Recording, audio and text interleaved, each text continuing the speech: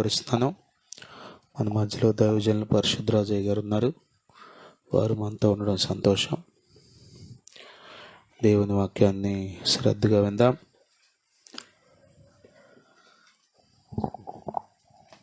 దైవజనులకి సమయాన్ని అప్పగిస్తున్నాను. హల్లెలూయా. యేసుని ప్రజలు బలవంతులు, వెంబడించువారు శక్తిమంతులు. యేసుని ప్రజలు బలవంతులు, వెంబడించువారు శక్తిమంతులు. ఒంటి వారికి నడకనిచ్చెను, గ్రుడ్డి వారికి చూపునిచ్చెను. కుంటి వారి నడకనిచ్చెను, గ్రుడ్డి వారికి చూపునిచ్చెను. ఉత్సాహంబుతో ఉరకలు వేయుచు, ఉత్సాహంబుతో ఉరకలు వేయు యేసుని ప్రేమలో సాగెదన్. యేసుని ప్రేమలో యేసుని ప్రజలు బలవంతులు, వెంబడించువారు శక్తిమంతులు. హల్లెలూయా. నేను రాలేనేమో అని కంగారు పడిపోయాను అంటారు. వాళ్ళ మీటింగ్ అయిన తర్వాత మళ్ళీ భోజనం చేసి వెళ్ళమంటారు. వాళ్లే కాదు, మనం కూడా అంతే. ఒకసారి మనం దొరికామంటే తర్వాత ఆవిడ సంగతి తర్వాత, ముందు మా పని చేయండి అన్నట్లు అనమాట. ఎనివే, ప్రభునందు ప్రియులారా, జీవితం రంగుల వలయం అని రాశారు. ఇందులో ఆనందం, సంతోషం, దుఃఖం, కష్టం, ఇరుకులు, ఇబ్బందులు, ఇవన్నీ ఇది కలగూర గంప. కాబట్టి వీటన్నిటి ద్వారా మనమే కాదు, అందరూ వెళ్ళారు లైఫ్లో. అందరూ కూడా వీటన్నిటినీ, మన పెద్దలందరూ దుఃఖాన్ని అనుభవించారు, కష్టాన్ని అనుభవించారు, ఇరుకును అనుభవించారు. కొన్ని సందర్భాల్లో మరి ప్రేమను అనుభవించారు, సంతోషాన్ని అనుభవించారు, సమాధానాన్ని అనుభవించారు. ఇవన్నీ ఉంటేనే జీవితం. కాబట్టి అయ్యగారు చెప్పినట్లుగా ఇంతలోనే సమూయేలు బాగున్నాడు. ఆ హోఫ్నీనా ఫినెహాసులు ఏలీ కుమారులు ఏలీ బాగానే ఉన్నాడు. ఏలీ అనాల్సింది సమూయేలు అన్నాను. మరి ఏలీ కుమారులకు వచ్చేసరికి పరిస్థితి రివర్స్గా ఉంది. మనిషి జీవితం కూడా అంతే. కష్టం, నష్టం, ఇరుకు, ఇబ్బందులు ఉన్నంత వరకు మనం ఆనందించడం నేర్చుకోవాలి. దేవునికి స్తోత్రం. హల్లెలూయా. మరి మానవ జీవితం ఓ స్పెషల్. మనుషులందరూ అనుకుంటున్నట్లుగా, ఈ చదువుకున్న వాళ్ళు, మనుషుడు జంతువు కాదు. మ్యాన్ ఈజ్ సోషల్ యానిమల్ అన్నారు. మానవుడు సంఘజీవి అన్నారు. అంటే జంతువుల్లో ఒక జంతువు అని. మీరు కూడా చదువు ఎక్కువైతే అట్లాగే అంటారు. మనిషి జంతువు కాదు, మనుష్యుడు దేవుని చేత ప్రత్యేకంగా సృజించబడ్డాడని నేను ఆయా సందర్భాల్లో, పెళ్ళిళ్ళలో అది ఏదో ఒక ఉదాహరణ చెప్తూనే ఉన్నా. మిమ్మల్ని కూడా ఎవరో ఒకరు వచ్చి ఆ మనిషి అందరితో పాటు అన్ని జీవుల్లో ఒక జీవండి, జంతువు అండి అంటారు. మీరు దానికి ఒప్పుకోమాకండి. మనిషి కాదు, అలా కాదు. దేవుని యొక్క ప్రత్యేకమైన సృష్టి. స్తోత్రం. ఆమేన్. దేవుని యొక్క ప్రత్యేకమైన సృష్టి అని మీకు ఎలా అర్థమవుతుందంటే ఉదాహరణ చెప్తాను. ఆ మధ్య వసంతరావు గారు అని ఒక ఆయన ఏమన్నాడంటే, ఆ మానవులు జంతువులు అన్నీ ఒకటేనండి, ప్రాణులే కదా అన్నాడు. కాదండి అంటే వింటలా. సరే, నేనేమన్నానంటే ఉదాహరణగా చెప్తున్నా. ఒకరోజు ఫోన్ చేసి, అయ్యా మీ ఇంటి పక్కన కుక్కను కొట్టి చంపేసినట్టున్నారండి అన్న. అయ్యో అవునా అండి, టైం 9:30 అయిపోయిందిగా, రేపు మాట్లాడదాంలేండి, 10ంటికి పంచాయతీ వాళ్ళు వచ్చి తీసుకుపోతారులే అన్నాడు. బాగానే ఉందా? ఇప్పుడు అదే మనిషి, అయ్యా ఎవరో ఒక అతన్ని కొట్టి మీ మెట్ల దగ్గర పడేశారంటే టైం అయిందండి పడుకుంటానంటాడా? ఎందుకని? తెల్లవారులు నిద్రపోడు కదా, ఊరోళ్ళందరినీ పిలుస్తాడు. అదే కుక్కో పిల్లో ఎలుకో నెల్లో చనిపోయిందంటే నిద్రపాడు చేసుకోవటం ఎందుకులండి, రేపు చూద్దాంలే అంటారు. మనిషికి జంతువుకి చాలా తేడా ఉందనడానికి మన మనసాక్షే జవాబు. మన మనసాక్షి, మన మనసు దానికి స్పందించే విధానం. ఇంకో సంగతి చెప్పనా, ఒకవేళ నిజంగా అది జరిగి ఉంటే వాడిని తీసుకెళ్ళినాక కూడా నిద్రపోడు మనోడు. ఏమండి? ఇక్కడ జరగటం ఏంటి, అసలు ఏం జరిగిందని. మనిషికి అంత విలువ ఉండడానికి కలిగిన కారణం దేవుడే తన స్వహస్తాలతో దేవుడు మనుషుని సృజించాడు. ముందుగా తన కోసం నిన్నెన్నుకొన్నాడు, ముందుగా తన కోసం నిన్నెన్నుకొన్నాడు, సృష్టి రూపులేనప్పుడే. అంతేనా?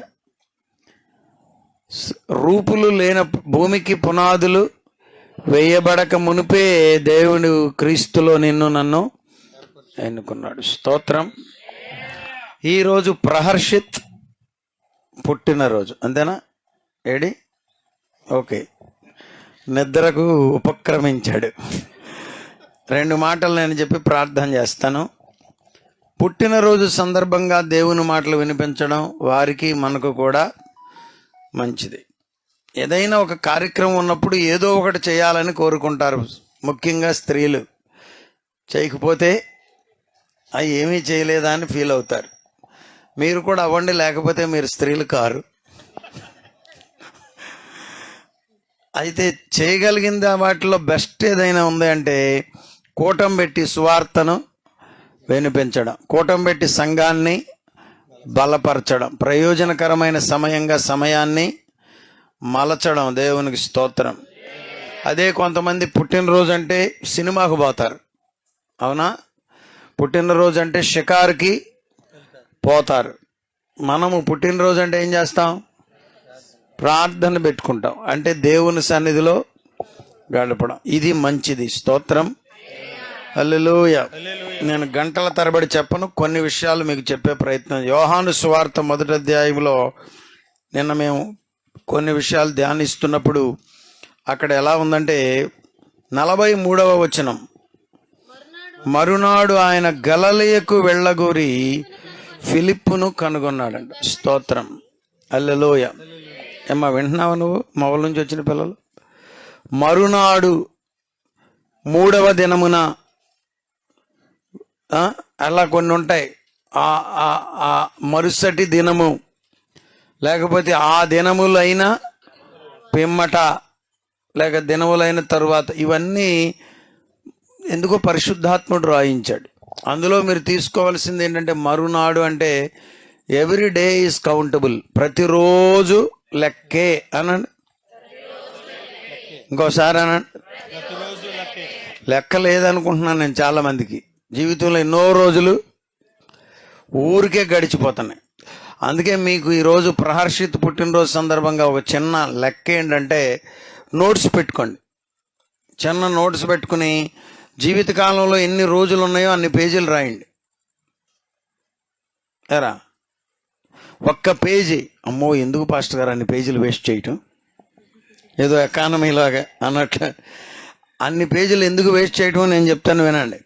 మీ జీవిత సమయం వేస్ట్ కాకుండా మీరు కనుక ఒక్క పేజీ పెట్టి ఈరోజు నేనేమి చేశాను అని రాయగలిగితే, చాలామంది తెలివైన వాళ్ళు ఉన్నారు, నాకు చదువు రాదు కదండి. చూసారు ఎంత ఘోరమో? చదువు రాకపోయిన వాళ్ళకి డబల్ పనిష్మెంట్. వాళ్ళు ఎవరితోనైనా రాయించుకోవాలి, కోడలతో రాయించుకోవాలి, అది ఇంకా పెద్ద పనిష్మెంట్. ఒక్క పేజీలో మీరేం చేస్తున్నారో రాస్తే సంవత్సరానికి ఎన్ని పేజీలు అవుతాయి? 365 పేజీలు. ఏమన్నా నష్టం వస్తుందా? 2 నోటు పుస్తకాలు అవుతాయి. నేను అంత ఖర్చు పెట్టలేను పాస్టర్ గారు అంటే చెప్పండి, మేము ఎవరినన్నా డోనర్స్ని చూస్తాం. హల్లెలూయా. మీకు తప్పనిసరిగా ఇది ప్రయోజనకరం అవుతుంది. ప్రయత్నిస్తామన్న వాళ్ళు స్తోత్రం చెప్పండి. అట్లా కాదు, చెయ్యెత్తి క్లియర్గా చూపించి స్తోత్రం చెప్పండి. ఏం పెట్టాలి? నోట్స్ పెట్టాలి, రోజుకొక పేజీ రాయాలి, ఏమి చేశామో అది రాయాలి. చివరికి వచ్చిన తర్వాత రోజులో నేను ఈరోజు ఏం చేశానో చూసుకోవాలి. అప్పుడు మన జీవితం ప్రయోజనకరంగా, తప్పనిసరిగా ప్రయోజనకరంగా మలచబడుతుంది. మరునాడు యేసుక్రీస్తు వారు, మీరు బైబిల్ గ్రంథంలో క్రానికల్స్ అనేటటువంటి చదువుతారు కదా, chronicles, first chronicles, second chronicles, దినవృత్తాంతములు అనండి అందరు. అంటే అర్థం ఏంటి? దినమున జరిగేటటువంటి వృత్తాంతం. ఈరోజు ఏం జరిగిందో అలనాడు రాశారు, మనమే వదిలేస్తున్నాం. డైరీ అంటే పెద్ద ఆఫీసర్లు రాస్తారులే అనుకో. ఆఫీసర్లకైనా సమయం మనకు వద్దా?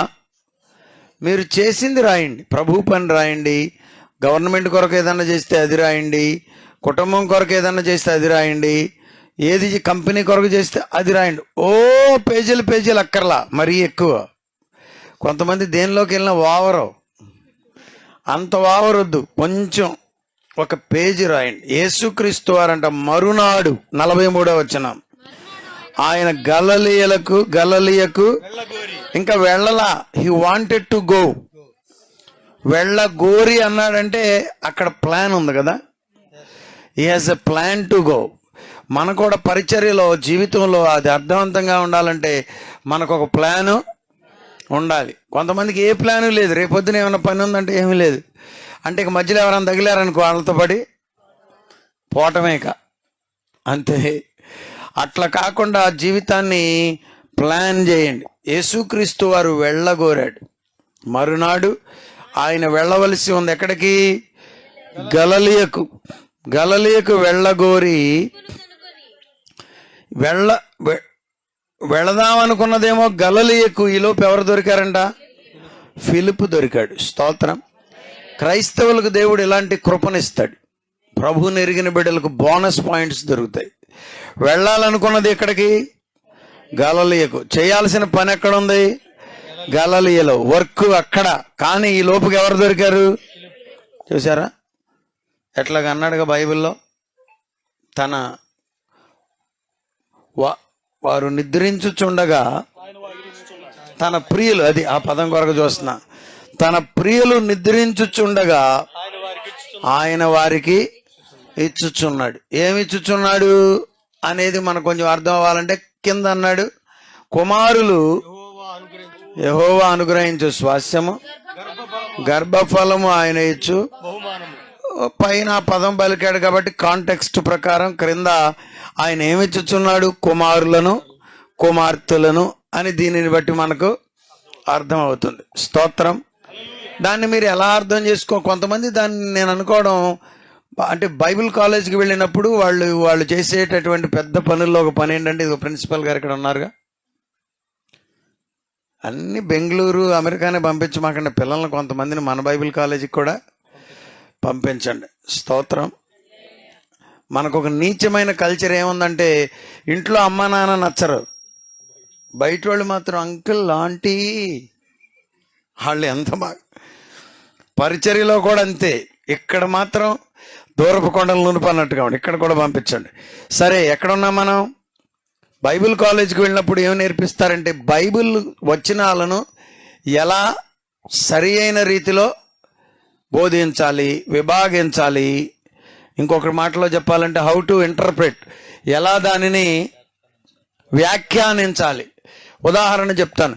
తప్పుడు వ్యాఖ్యానం అంటే ఏంటంటే, నిద్రించుచుండగా ఆయన వారికి ఇచ్చుచున్నాడు అంటే కొంతమంది బెడ్ అనుకుంటున్నారు. అది అంటే వారు పండుకున్నప్పుడు బిడ్డలు కలుగుతున్నారనేది కొంతమంది వ్యాఖ్యానం. కానీ అది రైట్ వ్యాఖ్యానం కాదు. అక్కడ రైట్ వ్యాఖ్యానం ఏంటంటే, వారు తల్లిదండ్రులుగా దేవుడు వారికి అనుగ్రహించిన కృపను బట్టి వారు చేసిన పని వారు చేసిన తర్వాత బిడ్డలను తయారు చేయుచున్నవారు ఎవరు?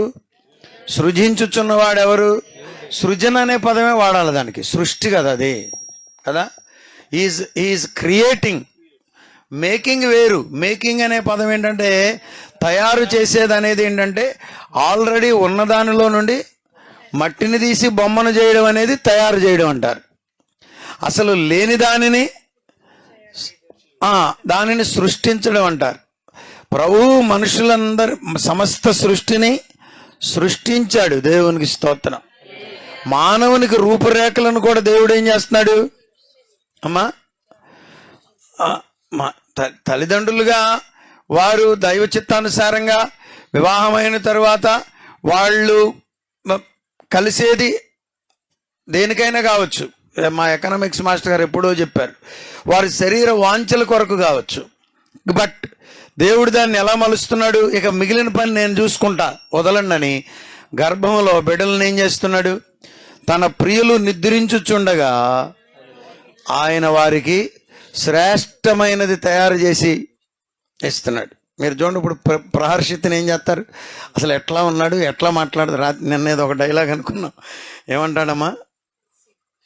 సిగ్గు అది ఇదివరకు, ఇప్పుడు రేపు పెడితే పెడతారు, లేకపోతే లేదు. అలాంటి సింపుల్ డైలాగులు వదులుతాడు. అప్పుడు we look at them. Karunakar గారు లాగా మాట్లాడుతున్నారా, జెన్నీ లాగా మాట్లాడుతున్నారా, అసలు ఎలా ఉంది, జుట్టు ఎలా ఉంది, తాతయ్య లాగా ఉందా, అమ్మమ్మ లాగా ఉందా, మెటర్నల్ గ్రాండ్ ఫాదర్ లాగా ఉందా, లేకపోతే ఈ గ్రాండ్ ఫాదర్, ఇవన్నిటిని మనం తర్వాత పరిశీలన చేస్తాం. కానీ సృజించిన వాడెవరు? దేవుడే. ఈ మాటల్లోనికి ఎందుకు వచ్చానంటే, మనకు ప్లాన్స్ మనకు ఉండగా వాటికి మించి దేవుడు కొన్నింటిని మనకు అనుగ్రహిస్తాడు. యేసయ్య ఎక్కడికి వెళ్ళాలనుకున్నాడు? గలిలయకు వెళ్ళాలనుకున్నాడు. కానీ ఈ లోపుగానే ఎవరు దొరికారు? మీకు దారిలో కొన్ని కృపలు దొరుకుతాయి. పోతా పోతా ఉండగా దేవుడు మీకు బోనస్ పాయింట్స్ ఇస్తాడు. దాని కొరకు మీరు వెళ్ళలా, కానీ దానిని ప్రభువు మీకు అనుగ్రహిస్తాడు. దేవునికి స్తోత్రం. హల్లెలూయా, హల్లెలూయా. ప్రొద్దుట నేను అట్లా కూర్చునున్నా, ఒక పేరెంట్ వచ్చాడు, కొంచెం వింతగా వ్యవహరిస్తున్నాడు. ఈయనేంది కొత్తగా ఉన్నాడు అనుకుని అటు చూసి ఇటు చూస్తే మొత్తానికి పైకి వెళ్ళాడు, క్రిందకు వచ్చాడు, మళ్ళీ ముగ్గురిని తీసుకుని క్రిందకు దిగాడు. మా మనవరాళ్ళండి అన్నాడు. అవునా అండి, ఏ ఊరంటే ఈ ఊరేనన్నాడు. ఓహో పలానా. ఓ అమ్మాయి, మీ అమ్మాయి చాలా జాగ్రత్తగా ఉండే మనిషి అండి అన్న. అవునండి, ముగ్గురు మనవరాళ్ళు. వీళ్ళిద్దరూ అయిన తర్వాత అసలు ఈ పిల్ల ఉందా? వద్దంటే వద్దన్నారు పాస్టర్ గారు. నేనే అడ్డుపడిపోయా. 9వ నెల వచ్చినాక కూడా వద్దనే పోరాడారు అని చెప్తున్నాడు. నేను అన్నాను, అలాంటి బిడ్డలను దేవుడు ఇంకా ప్రత్యేకంగా ఆశీర్వదిస్తాడు. సుదర్శన మోసాయి గారు ఎట్లాగైనా పిండం పడిపోవాలనంట అన్ని రకాలైన పసర్లు పోసినట్టు వాళ్ళ పక్క, అన్ని రకాల పసర్లు. కానీ గట్టి పిండం ఏమో పడిపోలా. దేవునికి స్తోత్రం. హల్లెలూయా. దేవుడు కృపను అనుగ్రహిస్తాడు. ఎవరినిచ్చాడు చెప్పండి? ఫిలిప్పునిచ్చాడు. యేసయ్య గలిలయకు బయలుదేరాడు. ఫిలిప్పును కనుగొని ఆ ఒక్క మాట చెప్పి ముగించేస్తా. ఏమన్నాడు చెప్పండి? యేసయ్య ఒక్క మాట చెప్పాడు. హల్లెలూయా, ఆమేన్. కొన్నిసార్లు నేను కూడా 3 గంటల ప్రసంగం చేస్తా, మీకు తెలుసు. మరీ జనాలు నిద్రపోయేటప్పుడు అంత బారు ప్రసంగాలేమి అక్కర్లేదు. ఒక్క మాట ద్వారా కూడా ప్రభు కార్యం చేస్తాడు. ఆమేన్. ఉదాహరణ చెప్తా. ఒక్కలగడ్డలో దైవజనరాలు భూషణమ్మ గారు ఒక మాట చెప్పారు. వాళ్ళ మేనగోడలంట ఇంకొక సహోదరికి వాక్యం చెప్పారంట. మేనగోడలో మొత్తానికి కుమార్తె అవుతారు. దేవుని మాటలు చెప్పేటప్పుడు ఆమె చెప్పబోతే ఆమె అన్నారంట, మాకుండేవాళ్ళు మాకున్నారుగా, మీరేమి చెప్పక్కర్లేదు అన్నట్లుగా మాట్లాడితే ఈమె అన్నారంట, కరివేపాక్కి వేపాక్కి తేడా లేదా అన్నదంట. ఆ ఒక్క మాట ఆమె గుండెను పట్టేసిందంట. నిద్ర పట్టనేయకుండా చేసిందంట. రక్షణ పొందేటంత వరకు పట్టుకుందంట. స్తోత్రం. మీ నోట దేవుడు ఒక మాటను పెడతాడు, అది శక్తివంతమైనది మాటగా ఉంచుతాడు. స్తోత్రం. హల్లెలూయా. ఆ మాట ఏముందో చెప్పండి. ఏమన్నాడు యేసయ్య? నన్ను ఫాలో మీ అన్నాడేమో. కమాన్ అని ఉంటాడు అంతే. ఇక అంతే. ఆ ఒక్క మాటకి ఫిలిప్ ఏం చేశాడు? ఇప్పుడు మీరు చెప్పండి, ఫిలిప్కి పనులు లేవా? ఫిలిప్కి కుటుంబం ఉండదా? ఫిలిప్కి పాడి గేదెలు ఉండవా? మన మాటలో చెప్పాలంటే ఫిలిప్కు ఉండే వ్యాపారం ఫిలిప్కు ఉండదా? ఎవ్రీబడి ఆ రోజు ఈ రోజు కూడా అందరూ ఎంగేజ్డే కదా. మనకు 100 పనులు ఉంటాయి. అయినా యేసయ్య మాటలో ఏముంది? శక్తి ఉంది. నన్ను వెంబడించమన్నాడు. స్తోత్రం. ఏంటంట యేసయ్యను వెంబడిస్తే? అదే ఇప్పుడు మనం చెప్పేది. యేసయ్యను వెంబడిస్తే శక్తివంతులుగా ప్రభువు మారుస్తాడు, దీవెనకరమైన బిడ్డలుగా ప్రభు మారుస్తాడు. ఇప్పుడు ప్రార్షిత్ పుట్టినరోజు ఇది. యేసయ్యను వెంబడించే పిల్లలు, యేసయ్యను వెంబడించని పిల్లలు కాజలో మీరు ప్రోగేయండి, కాజలో మీరు రిస్ట్ రాయండి, కాజలో మీరు పరిశీలన చేయండి. ఊరికే సమయాన్ని వ్యర్థపరచకుండా కొన్ని చిన్న చిన్న సర్వేలు చేయలేరా? ఏమండి, మేము ఇమానుయేల్ బైబిల్ ఇన్స్టిట్యూట్లో ఉన్నప్పుడు వాళ్ళు టై కట్టి టక్ వేసి నీట్గా మమ్మల్ని ఇక్కడికి వస్తున్నారు చూసారు పుస్తకాలు ఇచ్చి, అట్లా ఎంబీబీఎస్ కదా, sorry I tell you that. అదేంటంటే వాళ్ళు ఎవరండి, బిజికల్ మేనేజ్మెంట్, బిజినెస్ మేనేజ్మెంట్ ఏమంటున్నారు దాన్ని, ఎంబీఏ బిడ్డలు వస్తున్నారు. అలా పంపారు మమ్మల్ని. షూటు గీటు వేసి వెళ్ళటం. మేము ఆ ఇంట్లో ఎంతమంది ఉన్నారు, పేర్లేంటి, వాళ్ళది ఏంటి కథ, కమేష్ మొత్తం అంతా కూడా లిస్ట్ రాశారు. జాషువా గారు చేసిన పని అది, మన తెలుగు ఆయనే. మొత్తానికి వాళ్ళు ఏదో పెద్ద సర్వే అన్నట్టుగా జాగ్రత్తగా సర్వేలో అన్నీ చెప్తున్నారు. మాకు టిఫిన్లు కూడా పెట్టారు కొన్ని చోట్ల. అన్ని సర్వేలు చేసిన తర్వాత మెల్లగా సువార్త అందే అవకాశం ఉంటే అంది. ఇంటికి వెళ్ళి మామూలుగా సువార్తకి వెళ్తే ఎవరిస్తారు? చక్కగా ఇంటికి వెళ్ళి సర్వే చేసి మరి ఎంతమంది ఎడ్యుకేటెడ్, ఎంతమంది అన్ఎడ్యుకేటెడ్, ఎంతమంది పిల్లలు ఏం చదువుకున్నారు, ఏం చదువుకోలేదు. స్కూల్ నుండి వచ్చామని మాకు ఐడెంటిటీ కార్డు ఇచ్చి పంపించారు. చక్కటి సర్వే మాకు చక్కగా గడిచింది. అయితే సువార్త అందింది. మంచి సర్వేలు మీరు కూడా చేయొచ్చు. కొన్ని సర్వేలు వాళ్ళని అడిగి చేసేవి ఉంటాయి, కొన్ని సర్వేలు వాళ్ళని అడగకుండా కూడా చేసేవి ఉంటాయి. ఈ ఇంట్లో ఎంతమంది రక్షించబడ్డారు, ఈ ఇంటిలో ఇంకా ప్రభువుని ఎరగని వారు ఎంతమంది ఉన్నారని చిన్న సర్వే చేయలేరు? అయ్యా ఈ సంవత్సరం నేను 10 ఇళ్ళు సర్వే చేశాను, 10 ఇళ్ళ కొరకు ప్రార్థన చేస్తానయ్యా. అది ఒక చిన్న వర్క్గా మీరు నోట్స్లో రాసుకోవడానికి పాయింట్. ఇప్పుడు పాయింట్కి వద్దాం. ఇక్కడ రాయబడిన మాట ఏంటంటే నన్ను వెంబడించమన్నాడు. యేసయ్యను వెంబడిస్తే ఏమన్నా చెప్పరా అనే పదం తెలుసా మీకు? తెలుసులే. ఏమన్నా చెడా? పలానా పిల్లోడండి యేసయ్యను వెంబడించి చప్పగా చెడిపోయాడండి అన్నవాళ్ళు ఎవరన్నా ఉంటే తీసుకురండి, రిపేర్ చేసే ప్రయత్నం మేం చేస్తాం. స్తోత్రం. యేసయ్యను వెంబడించిన బిడ్డలందరూ మేలే పొందుతున్నారు. స్తోత్రం. యేసయ్య మేలు చేసే దేవుడు. ఆయన బోధలన్నీ శ్రేష్టమైన బోధలే. పెద్దలందరూ యేసయ్య బోధలను పఠించారు, పాటించారు, గాంధీ గారితో సహా. స్తోత్రం. ఇంత మంచి బోధకుడైన యేసయ్యను మనం ఏం చేయాలి చెప్పండి? వెంబడించాలి. ఆయన వెమ్మటే పోవాలి. లోకాసు వార్త 6వ అధ్యాయం ఇప్పుడు చదవద్దు. మధ్యాహ్నం అక్కడ ధ్యానం చేశాం. అక్కడంట యేసుక్రీస్తు వారు కపెర్నహూముకి వెళితే కపెర్నహూముకి వెళ్ళారు. మరుసటి దినమున ఎక్కడికది, అదేనండి గవిని యొద్ద ఆ గుంపు తగిలింది కదా, అక్కడికి వెళితే అందరు అక్కడికి వచ్చారు. ఈ దినాల్లో మనకు మందిరానికి వచ్చే బిడ్డలు కూడా ఎవరు కావాలో తెలుసా? యేసును వెంబడించేవారు కావాలి. స్తోత్రం. ఆమేన్. గంటెల గారి విషయాల్లో కొన్ని కాపర్ల విషయం, సంఘాల విషయం కొన్ని నెగిటివ్ పాయింట్స్ పడ్డాయని నాకు కొంచెం బాధ కలిగింది. నేను కూడా కొద్దిగా నెగిటివ్గా మాట్లాడుతూ వచ్చాను ఈ వారాలన్నిటిలో. కానీ ఆయన ఒక మంచి మాట చెప్పారు. అదేంటో తెలుసా? మీకు మీ మీ మీ మీ ఫేవరెట్స్, మీ ఫ్యాన్స్, మీ ఫాలోవర్స్ ఇక్కడ ఉన్నారంటే అన్నాడు, అన్న ఒకటి సరి చేస్తాను, నన్ను ఎవరు కూడా ఫాలో అవ్వాలని నేను కోరుకోవట్లేదు, ప్రభువునే వెంబడించాలని నేను కోరుకుంటున్నాను అన్నాడు. ఆమేన్. మనల్ని కూడా కొంతమంది వెంబడిస్తారు, వాళ్ళను కూడా మనం ప్రభు వైపే త్రిప్పడం మన బాధ్యత. స్తోత్రం. యేసును వెంబడించే సంఘం మనకు కావాలి. పిల్లలందరూ ఇప్పుడు అయ్యగారు చెప్పారే, ఏం చేస్తారంటే పిల్లలను ఎవరి వైపు త్రిప్పాలి మీరు? అమ్మా, యేసు వైపు చూడు,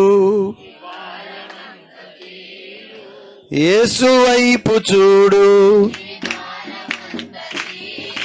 తీరానికి చేరు, తీరానికి చేరు. ఎంత దూరమైన అది ఎంత భారమైన, ఎంత దూరమైన అది ఎంత భార. యేసు వైపు చూడు. షేర్ చేశారా?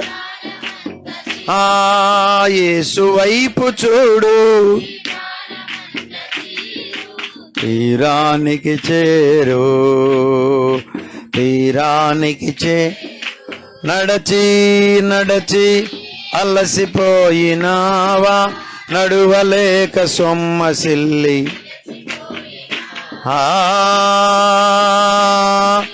అలసిపోయినా నడువలేక సొమ్మసిల్లి, కలువరి గిరిదను కాశిలు మోసిన, కలువరి గిరిదను కాశిలు మోసి, నజరేయుడేసు నీ ముందు నడువ, నజరేయుడేసు నీ ముందు. యేసు వైపు చూడు, నీ భారమంత తీరు, నీ భారమంత తీరు. తీరానికి చేరు, తీరానికి చేరు. ఎంత దూరమైనా. హల్లెలూయా, హల్లెలూయా. ఎవరిని వెంబడించాలి? కరుణాకర్ గారు అయినా ఎవరి వైపు త్రిప్పాలి మిమ్మలను? హల్లెలూయా. మేమంతా సహాయ కాపరులం, అంతేనా గారు? ప్రధాన కాపరు ఎవరు? యేసయ్యే. స్తోత్రం, హల్లెలూయా. మీలో చాలా మందికి ప్రార్థన అంటే తెగ ఊగిపోతారు అటు ఇటు. ఆమేనండి, ఆమేనండి. కాసేపు పడుకోరా, నిద్ర అప్పుడు కొడుతున్నాయండి దోమలండి, అప్పుడు దాకా కొట్టట్లా. కొంతమందికి ఆమేన్ అనగానే మెలక వచ్చేస్తుంది. అది నిశ్చయంగా దురాత్మని నా ఉద్దేశం. చాలామంది మనం ఇటువంటి విషయాలు చెప్తే నమ్మరు అండి. అప్పుడు దాకా అటు ఊగిపోను. మా పిల్లలు ఉన్నారు, కొంతమంది కింద పడిపోతారు అసలు కావాలని. ఆమేన్ అన్న తర్వాత దాన్ని ఏమంటారండి, దుప్పట్లో దూరతారా, ఎలకిల్లా కొట్టుకుంటారు. వార్డెన్ గారు కర్రచ్చుకారు, ఎవరు అక్కడ అంటే ఏం మాట్లాడరు. మళ్ళీ ఆయన వచ్చి బయటకు వచ్చిన తర్వాత తలుపేయగానే మళ్ళీ కిసుక్కుని అవుతారు. నిద్ర పెట్టదావు. ప్రార్థన అంటే మాత్రం యేసును వెంబడించే బిడ్డలుగా మీరు ఉండాలి. మన బిడ్డలను యేసు అనుచరులుగా మనం చేయాలి. Our children should be the followers of the lord. తిరుగుతున్నాడు. కొన్నిసార్లు నిజమో నాకు తెలియదు కానీ 1000 కోట్ల రూపాయలు ఆశిస్తుందంట. అమ్మో, ఆయన ఒకటే గురి పెట్టుకున్నాడు. అదేంటంటే భారతదేశంలో క్రైస్తవ్యమును లేకుండా చేస్తా. ఓరి నాయనో, అది జరిగే పని కాదు. రేపొద్దున మీ మనవడు వచ్చి ఆ 1000 కోట్లుతో మందిరాలు కట్టించే రోజు ఒకటి రాబోతుంది. హల్లెలూయా, ఆమేన్. పాపం టీషర్ట్స్ వేయించాడు, కుర్రోళ్ళందరికి టీషర్ట్లు ఇచ్చి, అరే మీరు మైకులన్నీ ఆపు చేసేయండి అన్నాడంట. అంటున్నారంట. ఆడే సీన్ ఏమవుతుంది? రివర్స్ అవుతుంది. కారణం మన వెనుక పాస్టర్లో ఇంకొకలో కాదు, దీని వెనుక దేవుని శక్తి ఉన్నది. ఆ మాట మీకు ఎందుకు చెప్పబోయానంటే, మరి ఆయన చరిత్ర నేను విన్నది ఏంటంటే, చదివింది ఏంటంటే, ఎప్పుడెప్పుడు అనగనగనగనగా వాళ్ళ అమ్మగారు రోజుల్లో ఎక్కడో ఒక సంఘం ఉండేదంట.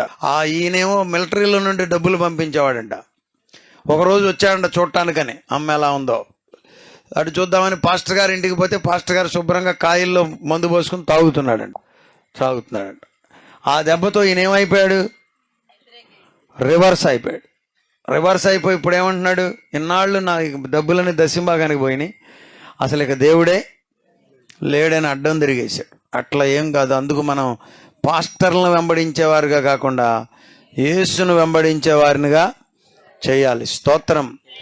మన సాక్ష్యమును మనం కాపాడుకునే విషయంలో చెప్పవలసి వస్తే, నేను క్రీస్తును వెంబడించినట్లు మీరును వెంబడించమని చెప్తాం. అది వేరే సంగతి, దానికి వ్యతిరేకం కాదు నేను.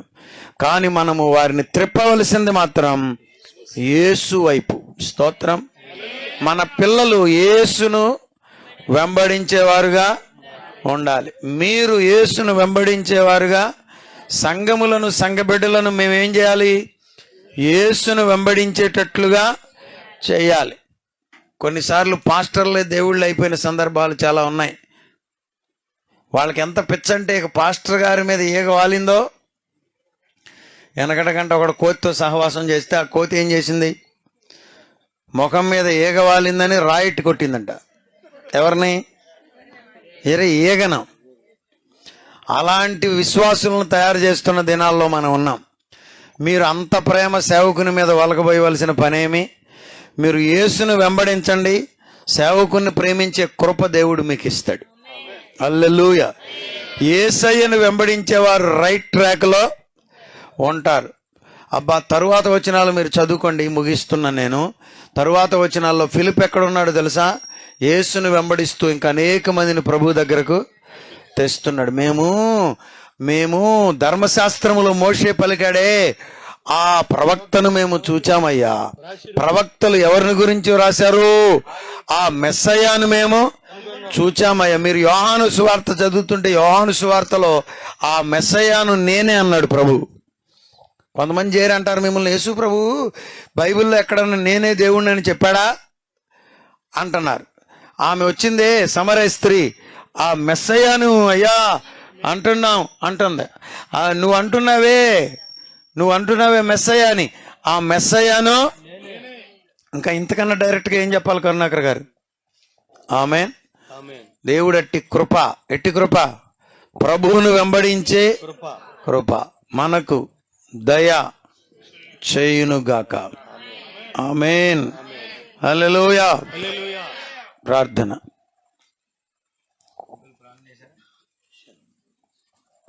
పరిశుద్ధుడా, జీవాధిపతి, మీకు స్తోత్రాలు.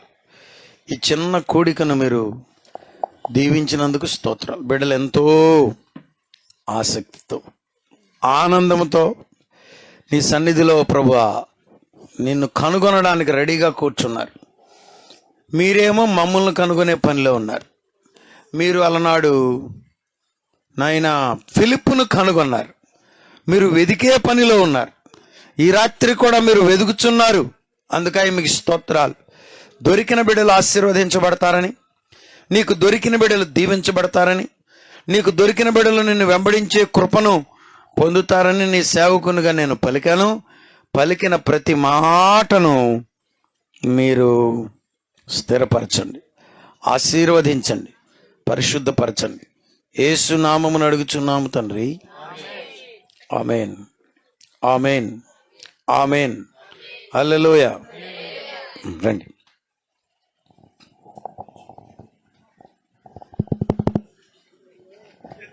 Good morning. ఆయనకి కాలు తిమిరైంది. నా దగ్గర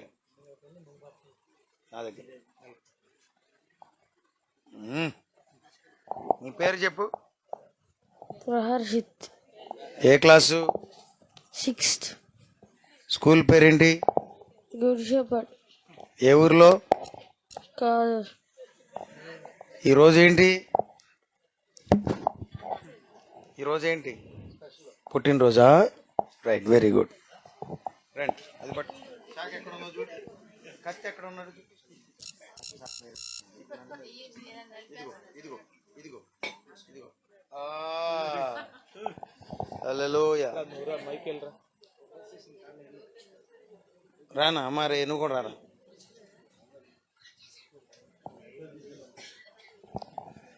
అమ్మమ్మ గారు, తాతయ్య గారు ప్లీజ్ కమ్. నానమ్మ గారు ఏమో ఆన్లైన్లో ఉండి చూస్తున్నారు. మేనత్తలు, మెయినత్తలు అంతా రండి ప్లీజ్. కమ్. ఇంతకాలం నీదు కృపలో కాచిన దేవా, కమ్మునాను. అంకుల్ మీరు జాయిన్ అవ్వండి. పట్టుకో. ఇకను కూడా మాకు తోడు హ్యాపీ బర్త్డే నీవే టు యూ. ఆగండి ఆగండి ఆగండి. Happy birthday to you. Happy birthday to you. Happy birthday to you. Dear Prashit, happy birthday to you. May Happy God bless you. May God bless you. May God bless you, dear Prashit. May God bless you. Happy long life to you. Happy long life to you. Happy long life to you, dear Prashit. Happy long life to you. Happy birthday to you. Happy birthday to you. Happy birthday to you, dear Prashit. Happy birthday to you. Hallelujah.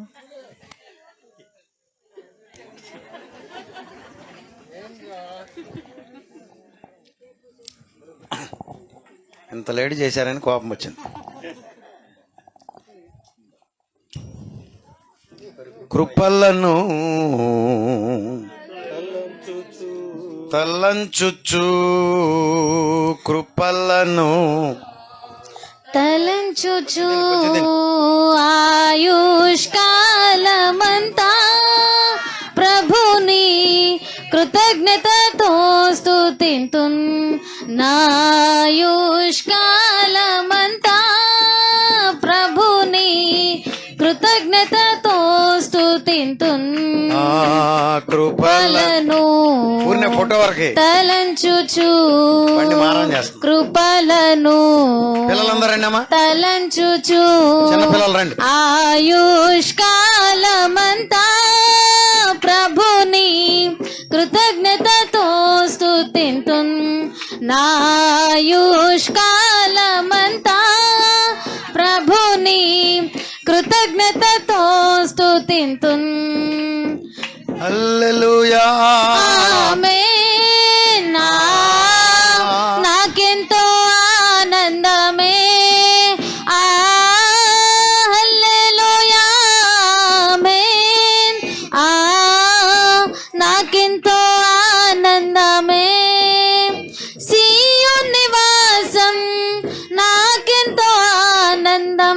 Zion నివాసం నాకెంతో ఆనందం. ఆనందం ఆనందమే. ఆమేన్. ఆనందం ఆనందమే. ఆనందం ఆనందమే. ఆమేన్. ఆనందం ఆనందమే. కృపలను తలంచుచు కృపలను తలంచుచు ఆయుష్కాలమంతా ప్రభుని కృతజ్ఞతతో స్తుతింతున్. నాయుష్కాలమంతా ప్రభుని కృతజ్ఞతతో స్తుతింతున్. హల్లెలూయా. హల్లెలూయా. రమ్మన్నప్పుడు రావాలి.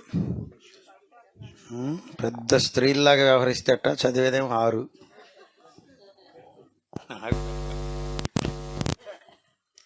రైట్.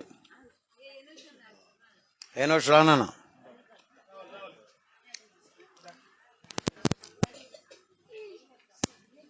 ఎనీబడి?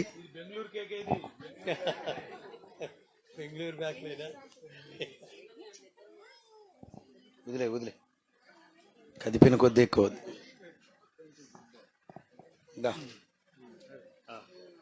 తెరవాలి, నోరు తెర తప్పు. తిను, కేక్ తినాలి.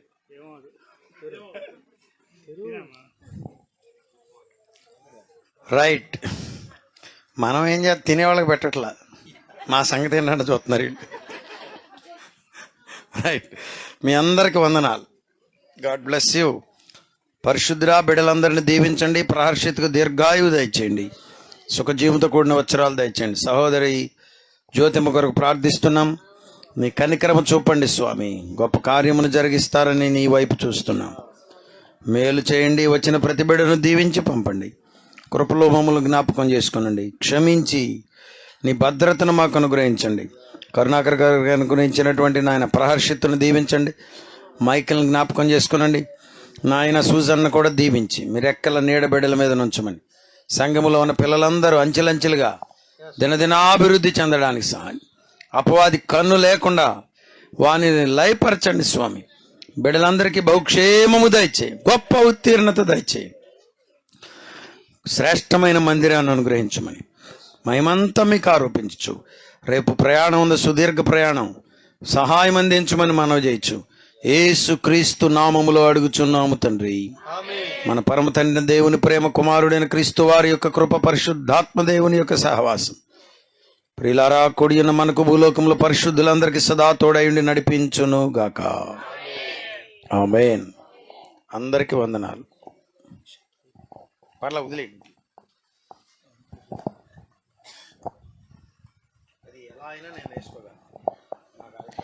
రైట్. ఈ రాత్రి కూడికి వచ్చేసినటువంటి దైవజనులు పరిషత్ రాజయ్య గారికి, అలాగే ఫిలిప్ అంకుల్ గారికి, సువార్త రాజయ్య గారికి హృదయపూర్వక ధన్యవాదాలు తెలియపరుస్తున్నాను. కూడి వచ్చిన మీ అందరికి కూడా హృదయపూర్వకంగా